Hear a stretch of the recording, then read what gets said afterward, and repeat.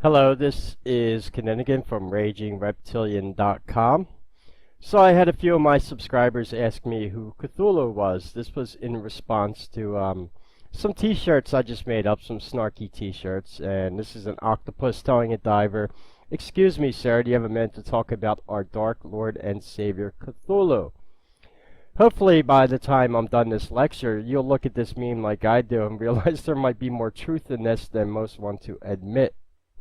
It's a very strange story. Now, for people that are familiar with H.P. Lovecraft and Cthulhu, I might hit on some more things in this lecture that quite possibly you might not have been aware of in terms of the actual reality of Cthulhu worship. His roots can be tied back to Samaria, and he is referred to as the high priest of the quote-unquote old ones. Now, all these links are in the description. These are the shirts I printed up, Vote Cthulhu 2020, No Lives Matter. We have sold a few t-shirts. Thank you for the people who supported us by buying a few of these shirts. Of course, I'm going to go into more mythology of this. I'll also be designing some new t-shirts during the week, too. I have a few other ideas. But we're going to talk about H.P. Lovecraft. And of all things, the connections that Cthulhu himself has to the octopus, the squid, and the cuttlefish. Cthulhu himself is part cuttlefish and part reptilian. And of all things, he may even have ties to the Mayan civilization. It gets strange, but there's a lot of mainstream mythology around Cthulhu. And there are even cults of Cthulhu in certain sections of occultism and Satanism which actually worship this deity. So I'm going to tell you a little bit of story here. He's even been mocked in some movies. I'll show you that. It was in Transformers Rise of the Fallen, which even mocks his possible connection to the octopus, because he is a cephalopod. And I've already done a lecture on the octopus. We'll get to that in a second. But more commonly, this is what Cthulhu looks like. There's been lots of artist renditions of him, and I'll show you the original H.P. Lovecraft representation of Cthulhu. And we're also going to talk about H.P. Lovecraft and where he got some of his occult knowledge from. Lovecraft comes from a family of Egyptian Freemason. Pretty interesting, where he gets a lot of this mythology. So, all these links will be in the description. This is a link to the short story, The Call of Cthulhu by H.P. Lovecraft. Now, a little fact here. Cthulhu, that's how I pronounce it, but supposedly, according to the legend, his name cannot be pronounced by human vocal cords. This is pretty interesting, because my name, Kinninigan, is the word that reptilians cannot say, so it kind of goes in reverse with this. Pretty interesting, right? But we commonly call him Cthulhu. This is a short story published in the 1920s by H.P. Lovecraft, and he did not come up with the legend of Cthulhu himself. He borrowed it right out of occultism and his family ties to, of all things, the Freemason. So if you want to read this short story, I thought about maybe reading this on video one day. It would be pretty interesting, right? It's not a real long story. Probably would take about an hour to read. Pretty interesting, though. So let's get into the first things first. Who was H.P. Lovecraft? Well, he was an author that wrote a lot of short stories. And he lived from August 20th, 1890, died March 15th, 1937. Didn't live a very long life, interestingly, but he put out a lot of stories.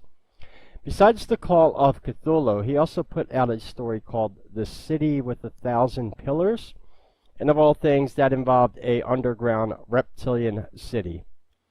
Now, I am at the Grand Lodge of British Columbia here. This is a Freemason website, and the reason why is they deny their affiliation with H.P. Lovecraft or that he was a Mason. However, if you know anything what craft means in the occult, they refer to themselves as, quote-unquote, the craft, if anyone remembers that infamous movie about black magic and the witches that it was called The Craft. Yeah, that's a direct reference to. Could he have been in another secret society? Possibly. Was he a Mason himself? Possibly. I think he was, even though the Masons themselves admit that his great-grandfather was an Egyptian Freemason. What does that mean, Egyptian Freemason? Well, there's different sects, and it means that they were heavily embedded into Egyptian mysticism. But I'm going to show you some pretty interesting things with the quote-unquote old ones, because that is what Cthulhu is referred to. So we go here to Wikipedia. Cthulhu is a fictional cosmic entity created by writer H.P. Lovecraft and first introduced in the short story The Call of Cthulhu, published in the American pulp magazine Weird Tales in 1928. Considered a great old one with the pantheon of Lovecraftian cosmic entities, this creature has been featured in numerous popular cultural references. Lovecraft depicts Cthulhu as a gigantic entity worshipped by cultists. Cthulhu's appearance is described as looking as an octopus, a dragon, and a caricature of human form. Its name was given to the Lovecraft-inspired universe where it and its fellow entities existed, the Cthulhu Mythos. Now, apparently, right here on Wikipedia, his great-grandfather of Cthulhu is called Azathoth. Sounds very familiar to the reptilian demon general Azeroth.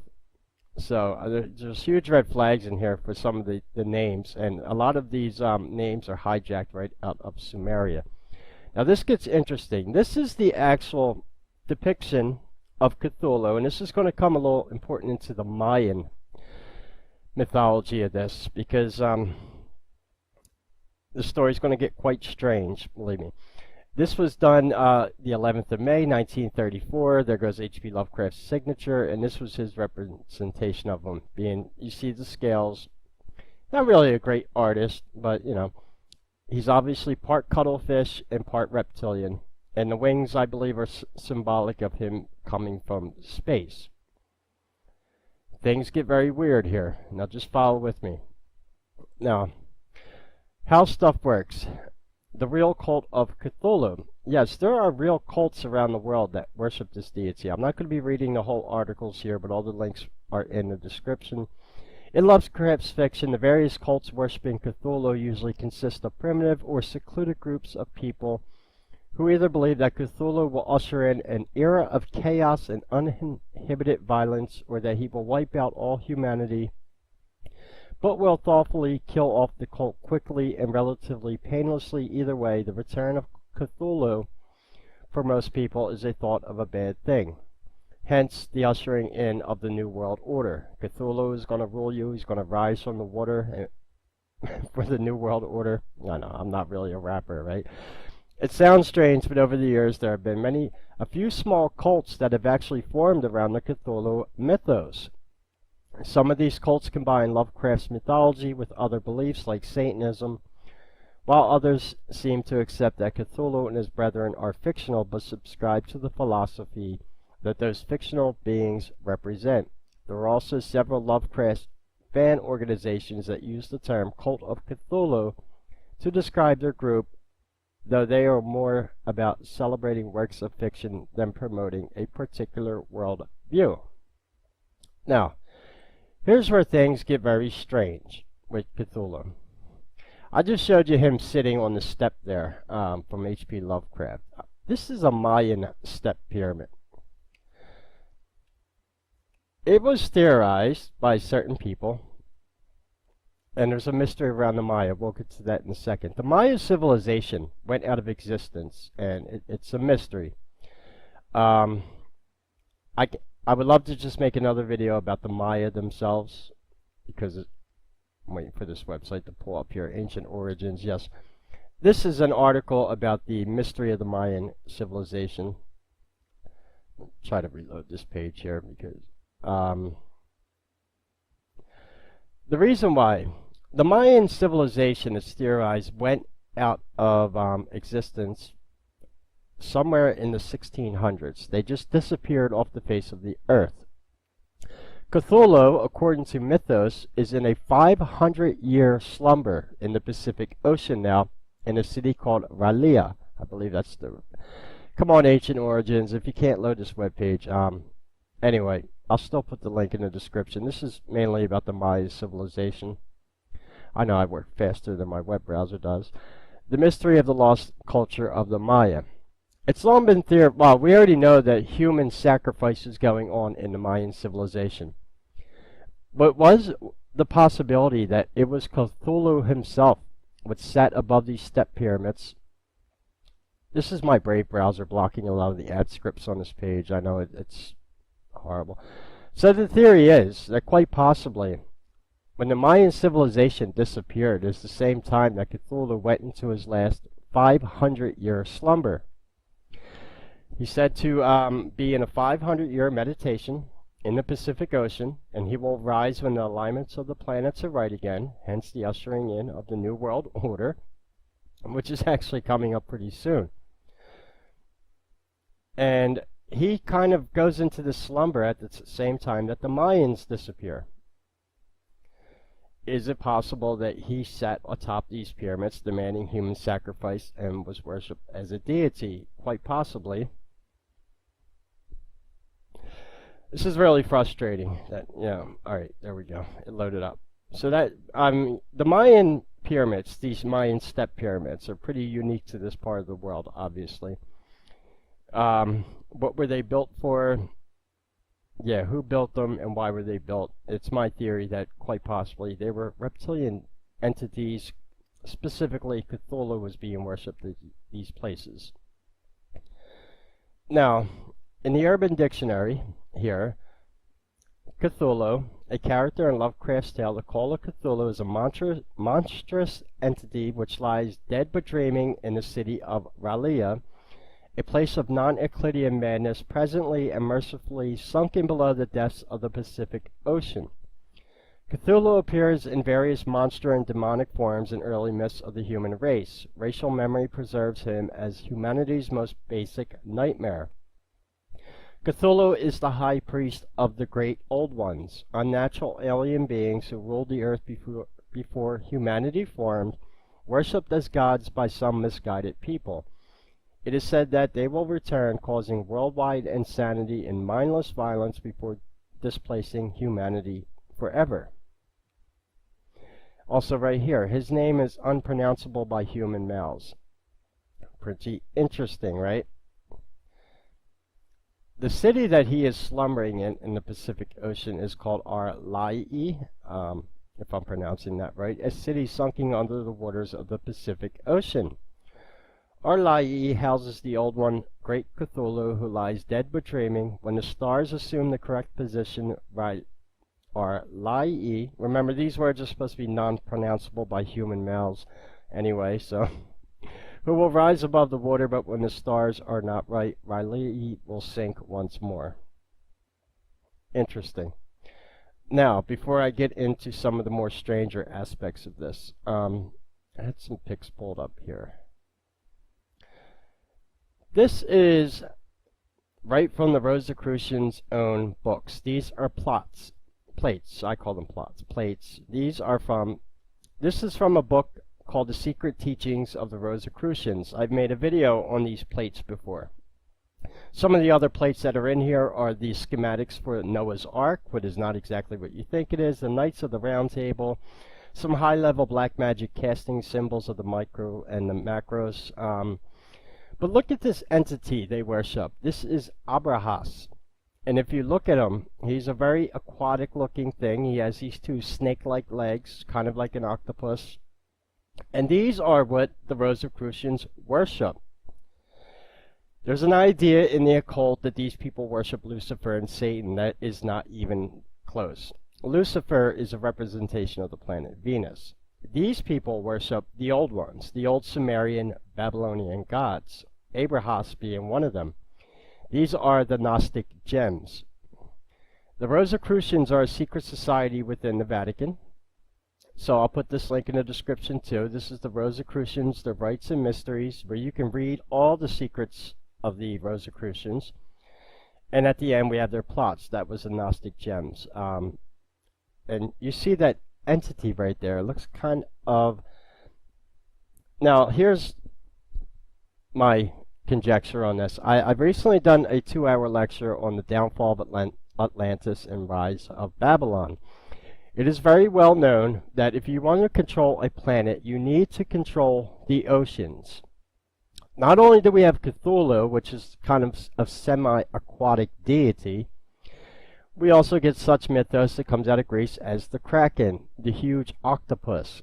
It is theorized that even the Kraken at one time could be and still even exists as a real entity, and that he could be somewhere in the Mariana Trench in the Pacific Ocean, the same place where Cthulhu is. Very interesting. Now, what connection does the octopus, squid, and cuttlefish have to Cthulhu on a very strange level? Things are about to get weird here. Here's another lecture I did. It's almost an hour long. This is the octopus, alien, occult, and mythical origins. And just looking at the octopus, you get a weird feeling that these things are not very human or from Earth, and that's actually a fact. In this video, with a science-reviewed peer journal, this is not conjecture, this is not a conspiracy theory. Yes, this is from, the links are in the description here. This was from Science Direct, saying that they studied the genomes of squid and octopus and figured out they are not from planet Earth. They do not share any of the DNA genomes that anything on Earth claims, and that quite possibly they came through here through an event called panspermia. That is where the octopus eggs could have traveled on a meteorite, they said, or something, crashed into the ocean, and they spawned. But not only did we get octopus, we also have the squid and cuttlefish. Remember, Cthulhu is half cuttlefish. It kind of goes in line with the Egyptian deities. Take Sekhmet and Bast. They are feline hominoids that were worshipped in ancient Egypt, and it said when they left the planet, they left us house cats as a reminder. And mysteriously, we get house cats that arrive in all places in Egypt in ancient times. Very interesting things here, and I go over a lot of the occultism with the octopus, with squid, and with cuttlefish. Obviously, their ability to shapeshift, and I even got into organism 46b, which is that creature that was supposedly discovered by Russians in Antarctica when they drilled down into Lake Vostok, the 14-tentacled octopus that was shooting out, that they found in there. Definitely some strange things revolving cephalopods, and even when you look at them. Mythosynchronism, one of my favorite subjects. This is a movie called Transformers, the recent reboot of the Transformers movie. This was Revenge of the Fallen, Megatron's Return. Now, in that movie, this was a direct reference to Cthulhu. I'm not recording the audio in this, it's not needed, but I'm going to just play a little bit of the video. I should be alright with copyright, because we are using this for analytical and educational purposes, right? In this scene, Megatron is decommissioned. He's in the bottom of the Pacific Ocean. They send down what is called the Allspark. If you watch Transformers, that's supposed to bring the Transformers back to life. So they dive down into the Pacific Ocean to bring Megatron the Allspark. But here's where the Cthulhu mythology is put right in your face. Watch this scene here. I know this is not the best HD video of it. Now, you see that Megatron is being guarded by octopus. This is Megatron right here in the bottom of the Pacific Ocean. And when they give him the Allspark, yes, he is being guarded by octopus and starfish. Pretty interesting. Did you see that symbolism there? Not only just the octopus, but the starfish. That's very important, because that's a direct reference to the stars or space. This is the kind of occult symbolism that I find in movies. Very interesting. Maybe it's, so with that in mind, so it is said that when he rises, now there's some other mythology around Cthulhu that I've heard from another researcher. It was Bill, I believe is Schnoblin.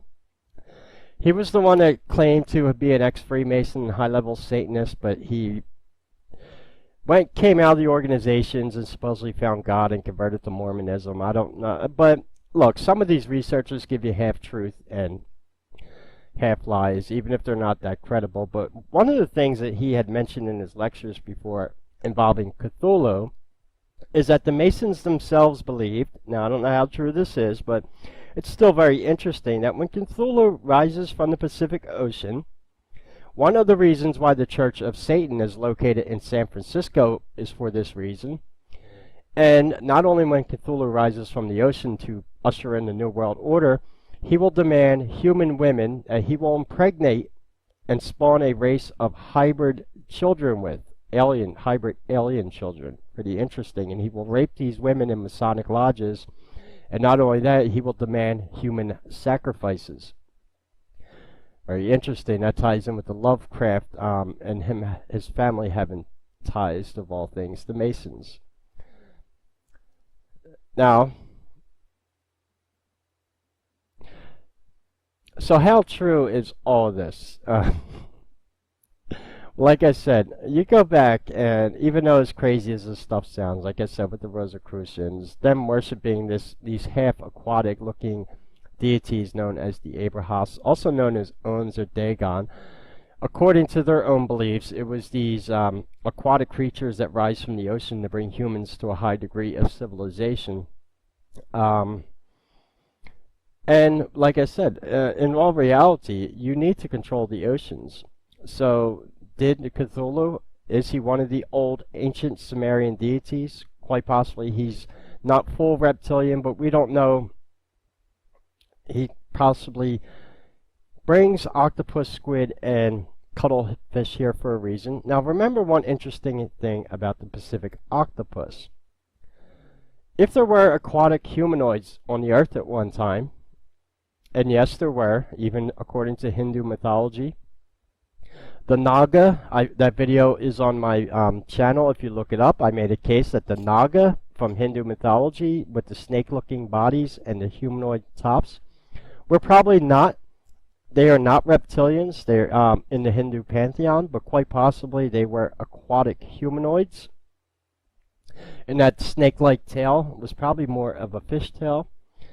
The Naga were worshipped in ancient time in the Indus Valley and well known of.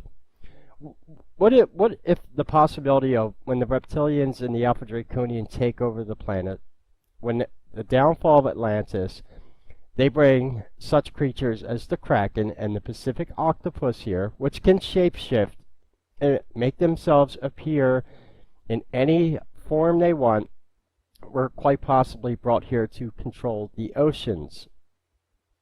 Very interesting, right? What if there were aquatic humanoids here at one time and these cephalopods are brought here to help wipe them out? And I'm going to end the video with a very strange theory of the Maya, why they disappeared, and why Cthulhu goes into a 500-year slumber sometime in the 1600s. Well, they wanted to found the New World, America. Now, the Mayan civilization is in Guatemala, right? A lot of strange things were going on Turtle Island at this time. That's what North America was referred to. Everything from giants to Sasquatch to Snallygaster. Very strange entities that are there in a lot of different mythologies. And what if Cthulhu goes into this 500-year slumber so they can set up the New World and conquer North America to what it is today? And what if, sadly, the Mayans were the demise of just Cthulhu going into a slumber? For all we know, he took them with him, because in his own mythology, when he rises from the deep, he's going to wipe out the human civilization. What if he did the same thing to the Maya? They disappear. He goes in the Pacific Ocean for his 500-year meditation in the lost city of Raia, in which after the founding of, America, North America, Mexico, South America, because you wouldn't be able to conquer this land with a deity such as Cthulhu sitting on top of these step pyramids demanding human sacrifices, as strange as that may sound. The same time that it's theorized that the Maya disappear in the late 1600s, think about it, we were founded in 1776. The timelines kind of fall in line now, don't they? Very strange. And of course, we have a lot of urban mythology about Cthulhu. This is why I made the snarky t-shirts about him, because it's a deity that everyone's heard of, but not that many people know the mythologies around him. H.P. Lovecraft has wrote quite a few interesting stories, which lets me know that he does have insider knowledge of the occult and different occult beliefs, and especially the old ones, which they call. And so is Cthulhu real? Is he really in the in the Pacific Ocean? Well, we definitely believe that. A lot of Luciferians and elitists believe it, or else it wouldn't have been mocked in the Transformers movie now, would it? And especially his ties to octopus. And like I said, you have the starfish here. This is Megatron. Direct reference to. And like I said, if you want to watch the lecture that I done about the alien origins of the octopus, which the scientists proved that they tested the genome, and that's a scientific peer-reviewed journal, that they are not from this planet. And strangely enough, Cthulhu is half cuttlefish and half reptilian. So who brought the cephalopods here? Was it Cthulhu? And it gets very strange, doesn't it?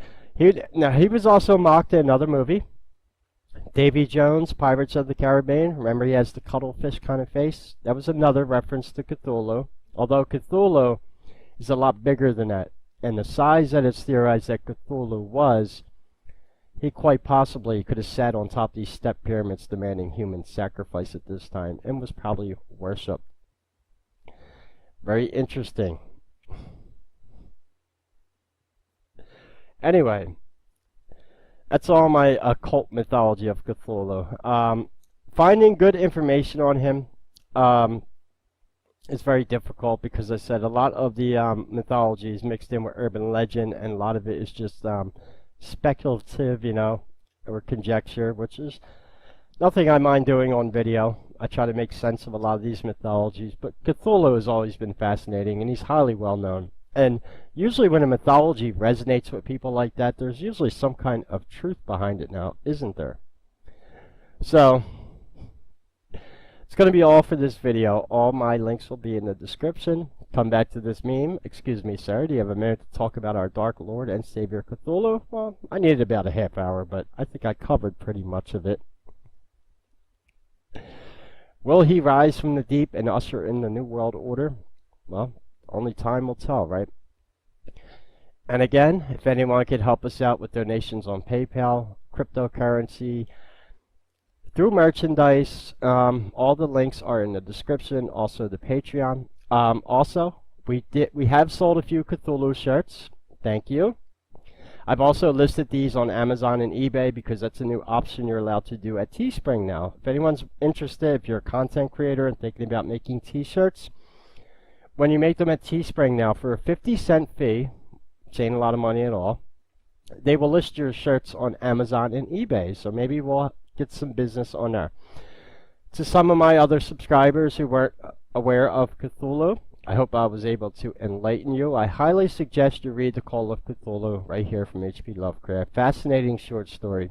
Maybe I'll read this on video one day. It'd be pretty interesting. I've always loved The Call of Cthulhu story.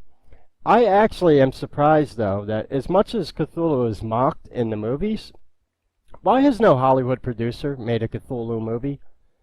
Because, I mean, they're doing like all these remakes and superhero movies and what have you. I wish somebody would just make a video on the mythology of Cthulhu, and, you know, a movie, I mean. Wouldn't that be one heck of a movie?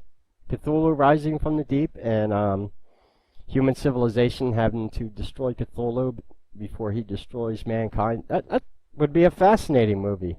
I'd watch it. Surprised no Hollywood producer has ever thought of making a Cthulhu movie. I wonder why. I always ask myself the questions on stuff like that. So anyway, yeah, if you want your Vote Cthulhu 2020 No Lives Matter t-shirt, there's also a few other people who've done similar designs. Vote Cthulhu 2020, why vote for the lesser evil, you know, what have you. But he's always been mocked and drawn and represented in modern culture. Here goes an example here. Cthulhu for president. Why settle for the lesser evil? I don't know. Who'd you rather have for president, Cthulhu or Clinton? I mean... Anyway, all the links will be in the description. Any questions or comments, leave them below. And until we speak again, this is Kinninigan, and take care.